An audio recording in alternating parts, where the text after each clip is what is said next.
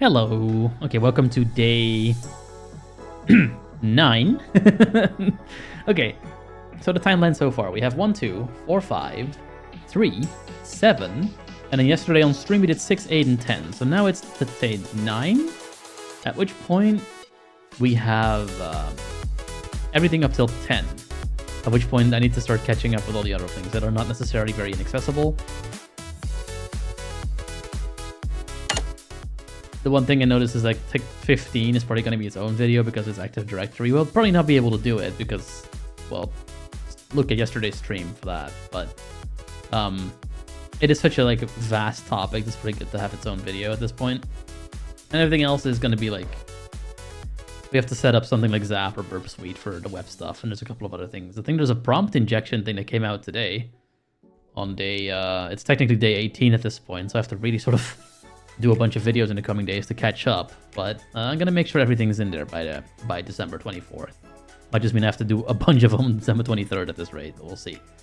Yeah, day 9 to the GRC. It's gonna be a lot of reading, not so much doing. There might be an inaccessible web thing that we have to look at, but we'll have to see how that goes. And we're gonna upload all of these in a batch today as well, so you have everything in a nice little playlist, just like I did last year. People can at least start with the first half of all of this stuff. With that, we're going to stop the music, and we're going to just start into it. Day 9. 9 o'clock, make GRC fun. Tell no one. Alright, the story. Task banner for day 9. We have closed the walkthrough already, so we don't need that. Okay, here we go. McSkitty and Glitch want to hire an e-discovery company to process some forensic data for their investigation. They have invited bids from third parties for this purpose. 3 companies have bid for the project. McSkitty and Glitch now need to do a risk analysis, risk assessment on all 3 of these companies to identify the one with the least amount of risk so that they can move forward. All 3 companies were required to fill out a questionnaire based on which a risk assessment will be done. Okay, based on which a risk assessment will be done. Okay. Introduction to GRC. Government's Risk and Compliance, or GRC, plays a crucial role in any organization to ensure that their security practices align with their personnel, regulatory, and legal obligations. Although in general, good security practices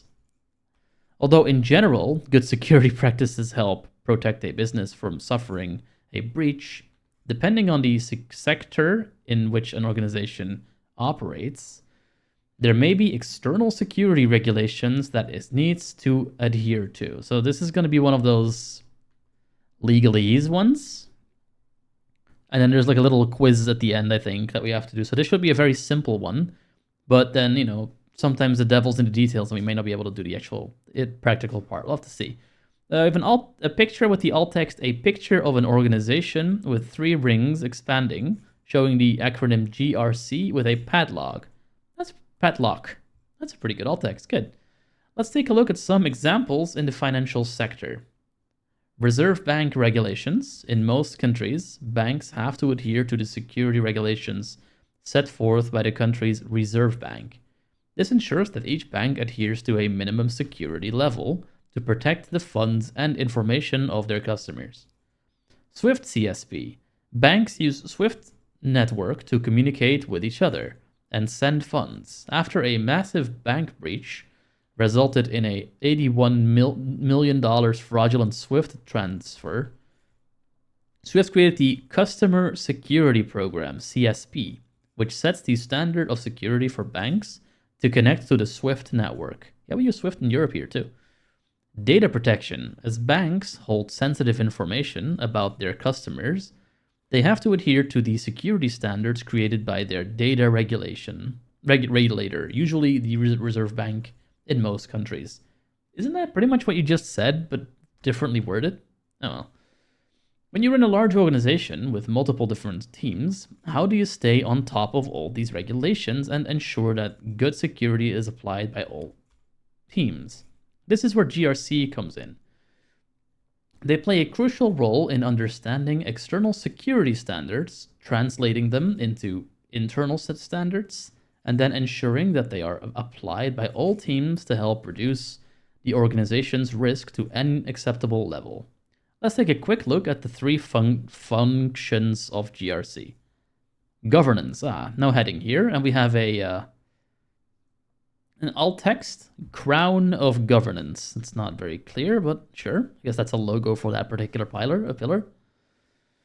Governance is the function that creates the framework that an organization uses to make decisions regarding information security.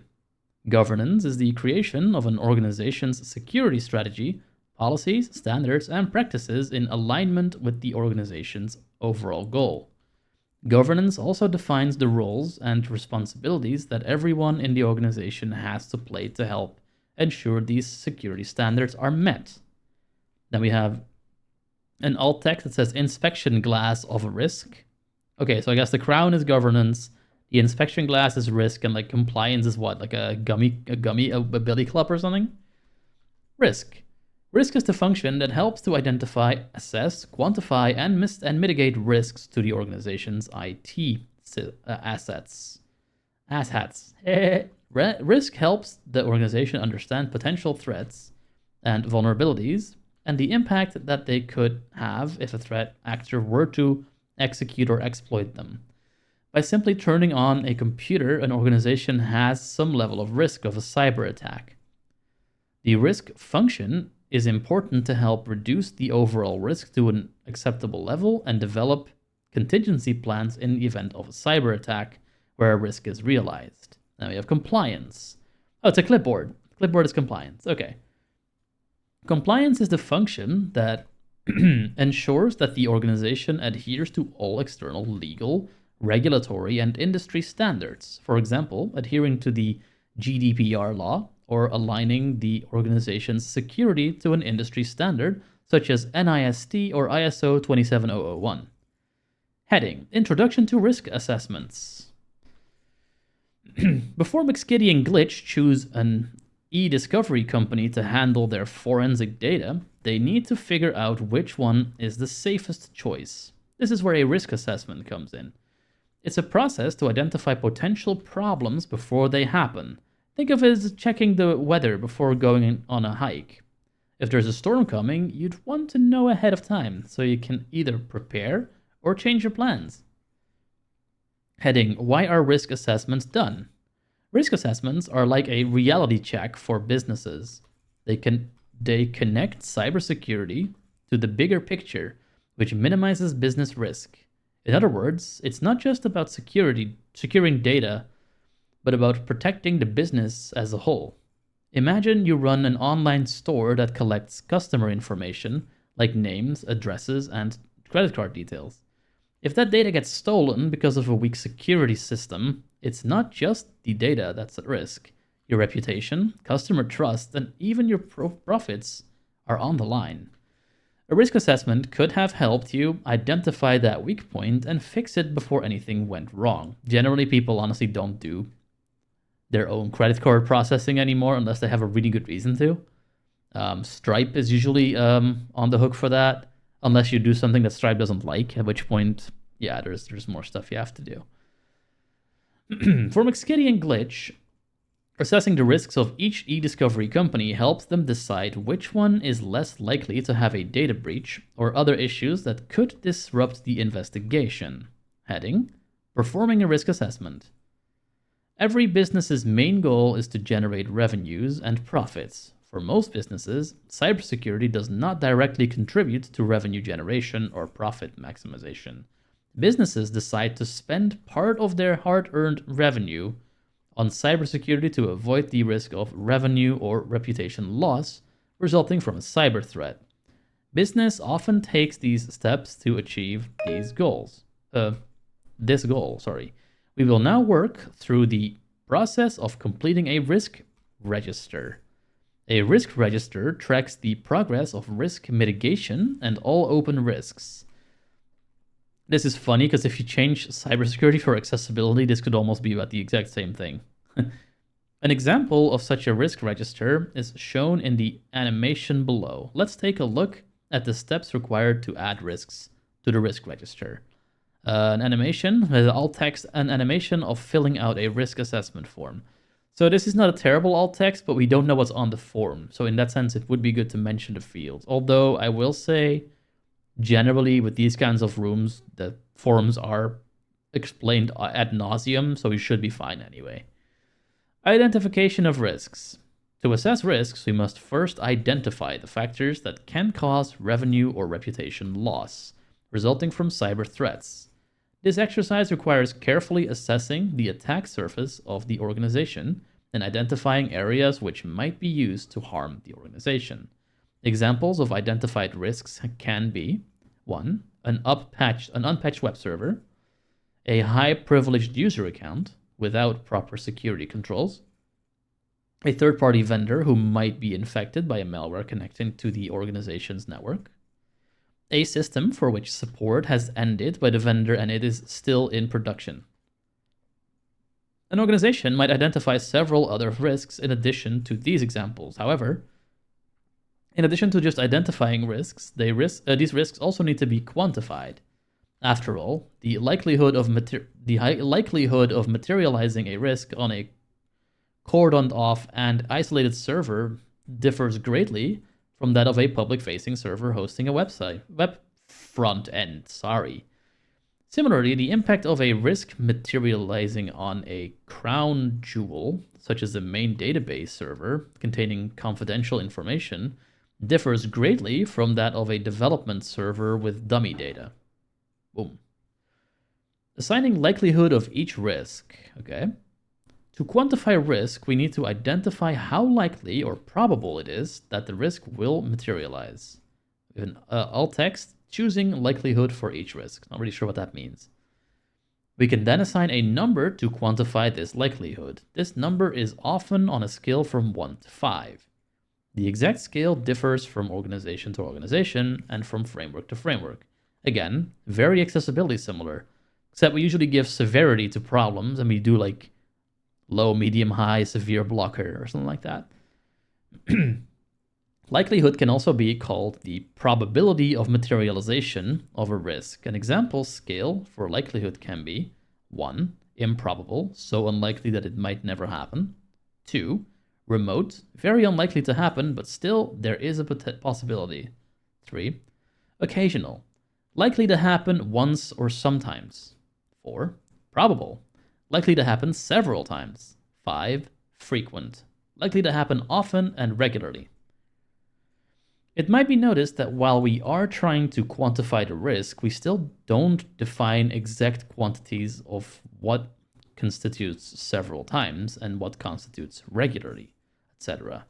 The reason is that the likelihood for a server which has very high uptime requirements will be different from a server that is used infrequently. Therefore, the likelihood scale will differ from case to case and from asset to asset.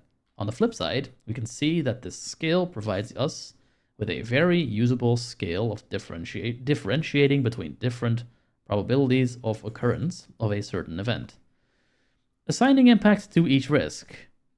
Once we have identified the risks and the likelihood of a risk, the next step is to quantify the impact this risk's materialization might have on the organization. For example, if there is a public-facing web server that is unpatched and gets breached, what will be the impact on the organization? A graphic with an alt text assigning an impact rating to risks.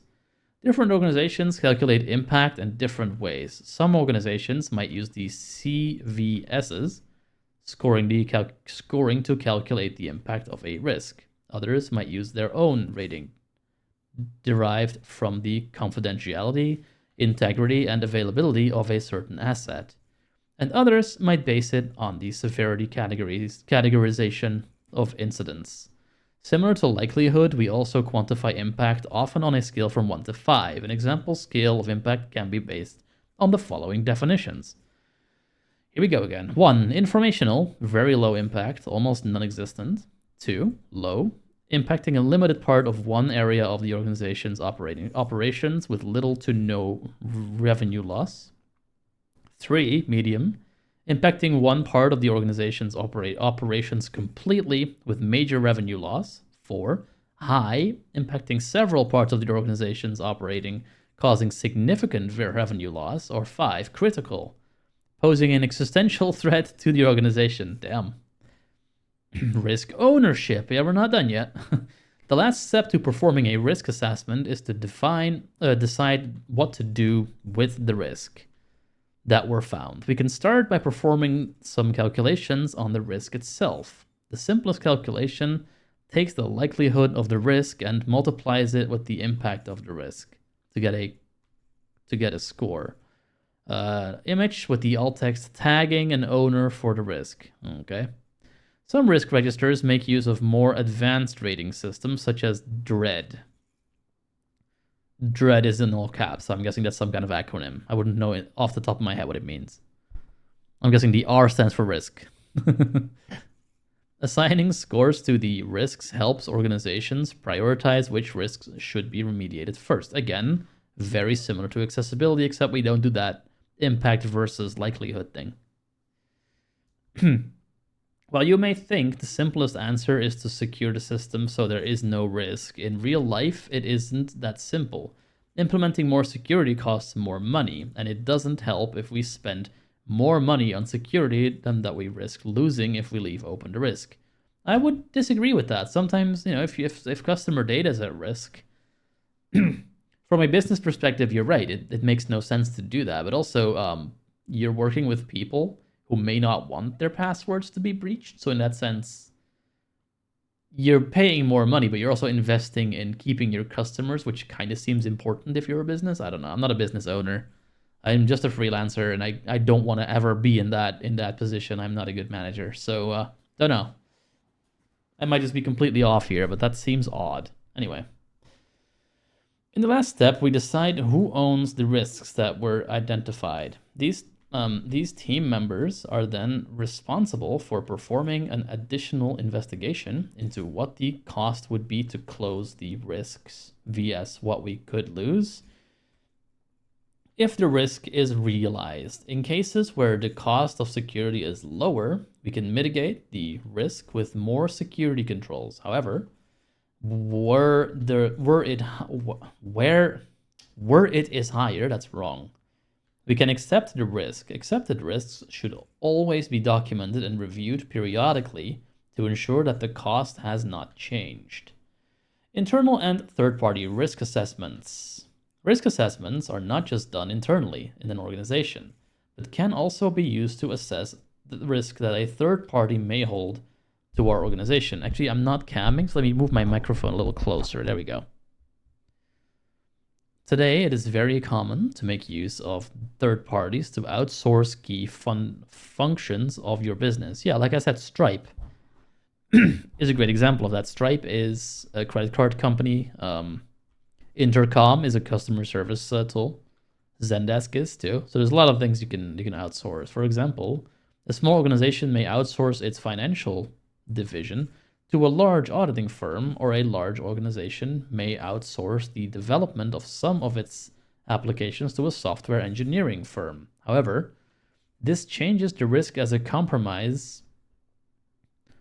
This changes the risk as a compromise of a third party, where we may not have full control over their security, could still result in a compromise of our data or sensitive assets. As such, we need to consider the risk third party poses to us. Why do companies do internal risk assessments? Oh, so much text. Internal risk assessments help companies understand the risks they have within their own walls. It's like taking a good look around your house to check if there are any leaks or broken windows. For example, if a company finds that its software is outdated, it can prioritize updating it to prevent potential attacks. Internal risk assessments help. We have a couple of things here in a list again. People really like lists on this website. 1. Identify weak spots in security. 2. Direct resources to the most important areas. 3. Stay compliant with security rules and regulations. Why do companies do risk assessments of third parties? I think that's clear. Companies don't just assess themselves, they also need to evaluate the risks that come from working with other companies, like vendors, suppliers, or partners. This is called a third-party risk assessment, and it's important because one weak link in the chain can affect everyone. I kind of feel like this is just a repeat of what we just literally saw about what a third-party risk assessment even is. Like, at this point, it feels like we're padding words a tiny bit. Just saying. Let's make it simple. McSkitty and Glitch want to make sure that whatever e-discovery company they choose won't leak or lose sensitive data. So they will be reviewing if these companies, 1, here is another list, have good security measures to keep data safe, 2, follow data protection rules, 3, align with the security standards that McSkitty and Glitch have in place. By doing a third-party risk assessment, McSkitty and Glitch are reducing potential supply chain risks, making sure the investigation doesn't run into trouble because of a weak security link in the chain. In order to do this, McSkitty has to create a risk assessment that can be sent to the potential third parties. Based on the answers provided by the third parties, McSkitty can then make an informed decision on which third party would be best. I see that we don't really explain supply chain. Essentially, it's the whole chain from third party, I guess, to first party. So, for example, if you buy a bunch of laptops from a third party vendor and someone sneaks some keyloggers in there, that's a supply chain attack, basically. Procuring a partner heading. Let's put this knowledge to the test. Let's start the static site attached to this task by pressing the view site button below. Okay, I'll do that. I've pressed it. You will have to assess the level of risk that each of the vendors pose. We send a questionnaire to each potential third party and have received their answers. Using these answers, you will have to add new risks to the risk register, which will give an overall risk score for each third party. Once done, we can choose the third party that has the lowest risk score. Answers the question below. What does GRC stand for? Well, we should know that by now. It's 3 words with commas in between, so we'll fill that in. Governance, risk, compliance. I'll slow that down a bit. Rate 40, rate 40, rate 40, rate 35, rate 30. Main answer format, ****7, out of link. Find.htosgrc out of list mainland. There. Answer. Okay, let's fill that in and see if it's the correct answer. Alert, woo, woo. Your answer is correct. Perfect. That's the first question done. What is the flag you receive after performing the risk assessment? We don't know yet, okay? If you enjoyed this task, feel free to check out the risk management room. Now I'm going to just click that button for now. And now we need to go look at that little static site to see if it's accessible. If it's a drag and drop, that's the end of it. We'll have to go find what the flag is. Okay, let's see. Okay, we see all these frames. I need to get to the actual static site. Here it is. Instructions. Here we go. You'll be assessing 3 vendors based on their responses to security questions. For each vendor, review the vendor's responses to each security question. Identify potential risks based on their responses and add them to the risk register. For each risk, provide a clear description of the risk. Rate the impact 1 to 4, where 4 is highest. And rate the likelihood, where 4 is highest. Okay. The risk score is automatically calculated by multiplying impact versus times likelihood. The vendor risk score is the sum of all risk scores for that vendor. Okay. Your goal is to identify the vendor with the lowest total risk score. All right, got it. Now, how do we do this? Complete the assessment for each vendor to identify security risks. Okay. Show instructions. We've seen the instructions. Okay, we have vendor 1, Green Eagle, vendor 2, Jade Scorpion, and vendor 3, Sapphire Falcon. Risk register. Okay. Document identified security risks for Green Eagle. All right. All of these are grayed out for some reason right now. Okay. Add new risk. Yeah. Question 1. Select to assess. 2. Select quest 1. Oh, I see. Heading level Okay. 4 add new 1. So Question 1. we have question 1. Select to assess. Let's click that. Select to a 2. Question 2. 2. Select to us.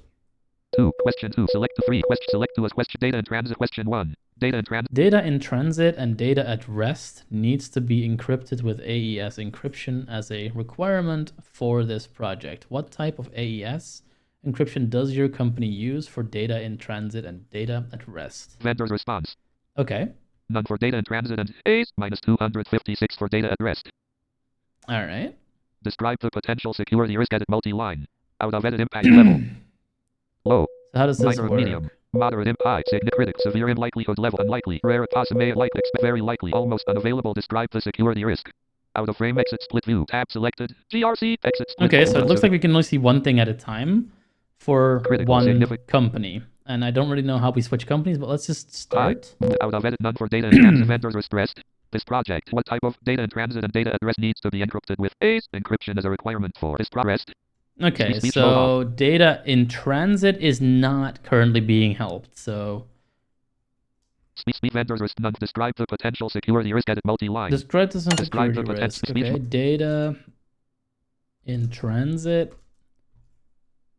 would be at risk of being hacked, stolen by a third party. Now this is a... impact level, that would actually be pretty bad. So I'm gonna go with a high impact for that. Likelihood level, that's harder. I don't know how often these people travel, but let's say may occur, possible. That's what it sounds about right. Okay.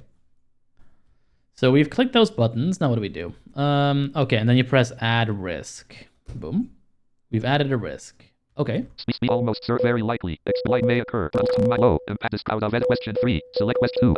Unavailable 1. Heading level 4. Add new. Okay, that's now grayed out. So I guess we have to do question 2 now. 2. Unavailable risk identified. So we have to do this for all the questions. Question select 3. Question select to assess. Question 2. What kind of access? Speech mode off. What kind of access controls do you have to ensure data is accessed only by authorized personnel? The vendor says data can be accessed only on a need-to-know basis.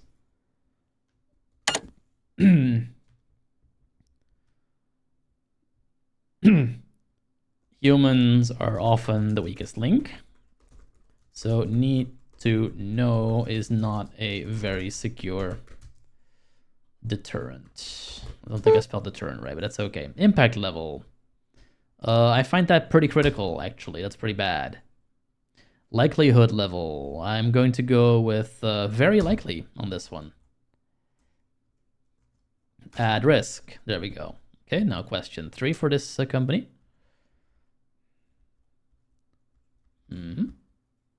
Question 3. Question 3 is, how long do you keep client data after the case is closed? Vendor's response, more than 1 month. I think that's still within GDPR. Things that scared me. Something just clicked in my headphones. I'm not sure what that was.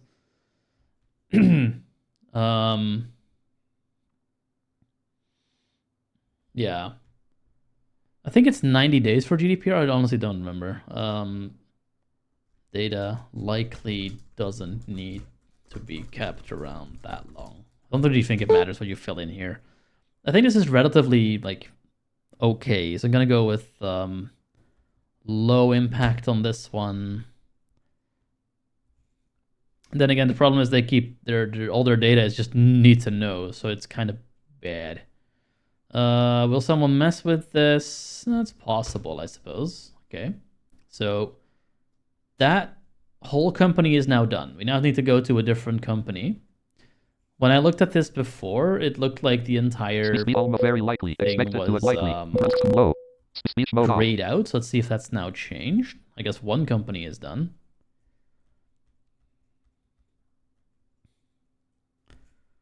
So I guess we did vendor 1. I'm going to try to go to vendor 2, to Jade Scorpion. Let's have a look. Oh, wait. So do I have to press complete assessment first? There? Unavailable. Describe the potential out of it. Low, minor, medium, mod, high, significant, critical, severe, likelihood, unlikely, rare, occur, possible, likely, expect, very, almost, unavailable. All risk assessments must match the expected impact and likelihood values exactly before proceeding. Question 1. Edit risk. Data in transit wall impact. 3/4. Likelihood. 2/4 risk score. 6/assessment. 6 risk score. 6/6 assessment could be improved. Your assessment indicates lower risk than expected. Question 2. Edit risk.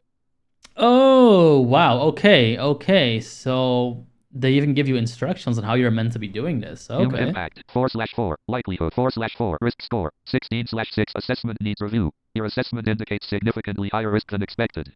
Question 3. Edit risk. Data likely to impact. 1/4. Likelihood. 2/4 risk score. 2/6 assessment needs review. Your assessment indicates significantly lower risk than expected. Out of frame exit split tab selected. Oh my exit. God, they're very GRC. iffy about this Question. Your stuff. assessment assessed 16/6. This reminds me of the day 24 test from last year, where you have to like really do exactly what they want you to do. Well, this is not hard to fix.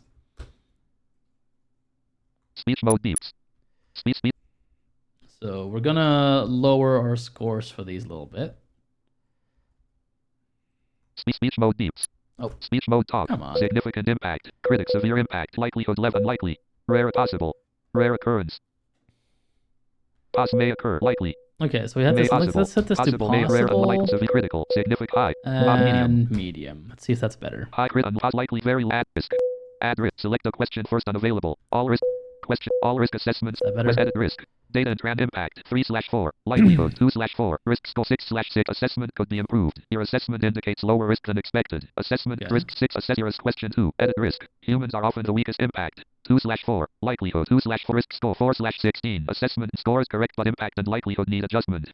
Assessment needs review. Oh my God, I really don't feel like it. Score question. Is there any more like guidance? This is take forever at this rate. Correct. Oh wow. Assessment needs review. 4/6 risk score. 2/4. Likelihood. 2/4 impact. Humans are often the weakest links on the impact. 2/ likelihood. 2/4 6 risk score. 2/4. All right. So likelihood. 3/4 impact. Data in transit wall, but risk of being stolen by a third party. Let's see. What's the problem for this one? 6 assessment. Your assessment indicates lower risk than expected. Lower risk than expected. 2 likely 3 impact. Data in transit risk. Okay. Describe the potential out of low, minor, medium, moderate, high, sig critical, sig high. Gonna go with high and unlikely, rare, possible, likely, expect, very likely. Very likely. Add select the question first unavailable. All edit risk data and impact 3/4 likely 4/risk 12/ assessment could be improved. Your assessment indicates higher risk than expected. Question 2. Your assessment 12/16 risks 4/4 likely 3/4 speech mode off. Okay, quite honestly, I think way too little guidance is being given here. For the just for the expediency of the video, I'm just going to look up what the flag is. Honestly, we've looked at the accessibility of the task. You'd have to essentially fiddle around with these until you get the right responses, and because of the way it's done, everything is sort of all through each other. There's not really a good order like for the flow in these elements. So it's all doable, but it's not a really like pleasant experience. So I would at the very least provide like at least screen reader only headings for the various parts of this, like so the questions, the feedback, maybe ARIA live to indicate the feedback as it changes as well, because right now it's really clunky to have to find a button and then find the tip. You have to scroll all the way past all the other buttons. There's no quick way to get there. It's just very annoying to work with. It's doable. It's accessible in the sense that it's like you can find everything. It's just really unpleasant to use. So that's my tip for whoever made this room. You can do better. You have a good start, but yeah, it needs a bit of work accessibility wise.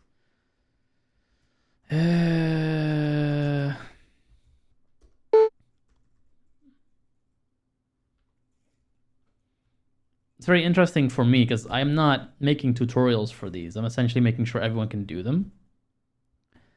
And that sometimes makes me like choose certain things over other things. Like sometimes I might look at a video sometimes I might look at guidance, at like write-ups, just because I'm trying to stick within like what I'm trying to do with these videos, and most of that is really assess accessibility.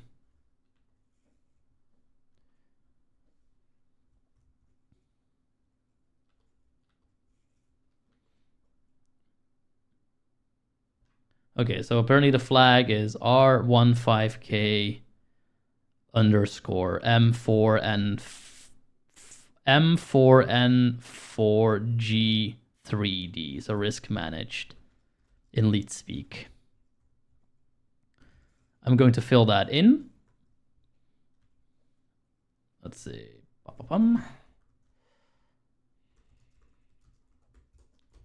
To this question here. What is the flag you receive after performing the risk assessment? THM, left brace, R15K underscore M4N4G3D, right brace. Speech mode top. Alert woo woo. Your answer is correct. Try hack me at. And there we go. That mode is off. the entirety of day 9. We could have, like, essentially what you do to get these answers yourself is you go and do the the questions until you get them all exactly the way they want them, and then you get the flag. It'll be visible, and you can just paste it in like I just did. I hope that was helpful. I'll see you in the next one. Goodbye.